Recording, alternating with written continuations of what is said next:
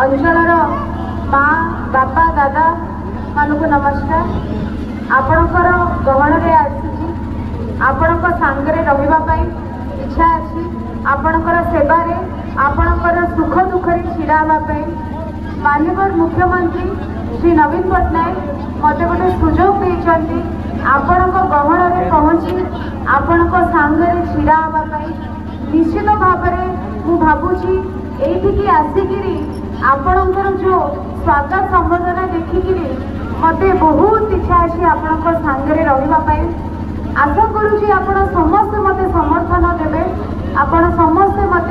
अंचल झील हिसाब से ग्रहण करेंगे स्नेह श्रद्धा देवे आशीर्वाद करेंगे। आसंता मे 20 तारीख में निश्चित भाव में आप जानी